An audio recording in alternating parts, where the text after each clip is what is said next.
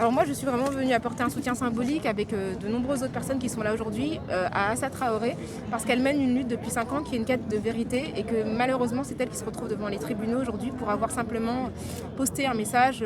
nommant les responsables de la mort de son frère. Ce que je pense c'est que la procédure qui devrait avoir lieu aujourd'hui c'est une procédure qui met les personnes qui sont impliquées dans la mort d'Adama Traoré face à leurs responsabilités et devant la justice. Ce que je ne comprends pas c'est qu'Adama Traoré est mort en 2016, que le message d'Assa Traoré date de 2019 et qu'aujourd'hui en 2021 c'est Assa Traoré qui se trouve devant les tribunaux et pas les gendarmes. Et nous aujourd'hui on est là pour questionner la République, pour questionner ses principes, pour interroger la justesse en fait de cette justice et sa capacité à simplement questionner, à éventuellement mettre de côté les éléments qui dysfonctionnent. Voilà, c'est ça la question. Qu'Assa Traoré ait posté un message qui puisse poser des questions, c'est une chose. Mais le fait est que ça fait 5 ans qu'elle essaye d'obtenir une réponse qu'elle n'a pas et que le procès n'a jamais eu lieu. Je pense qu'on vit dans un pays où règne quand même le régime de l'impunité policière et qu'il est très rare que des policiers ou des gendarmes impliqués dans des violences fassent l'objet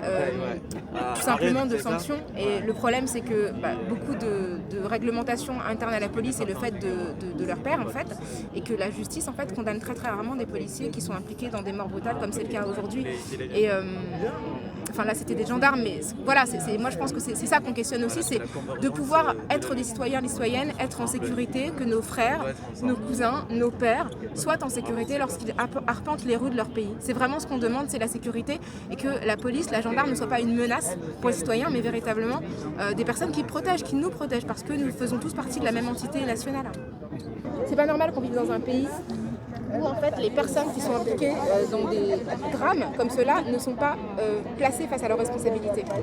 Non, j'imaginais pas qu'aujourd'hui le rassemblement serait aussi important que celui de l'an dernier, mais le soutien se manifeste aujourd'hui par une présence physique, mais c'est un soutien qui est constant à Assa Traoré et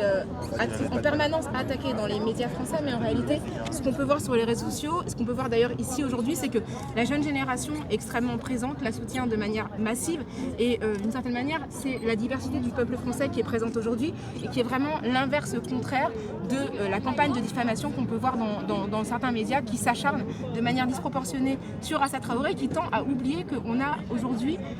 affaire à une femme qui a perdu son frère et c'est vraiment quelque chose que je ne souhaite à personne. Moi ce que j'ai envie de dire à Assa Traoré c'est vraiment de prendre soin d'elle parce que ce sont des luttes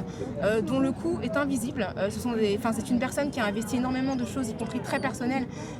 dans sa santé, aussi dans sa santé physique.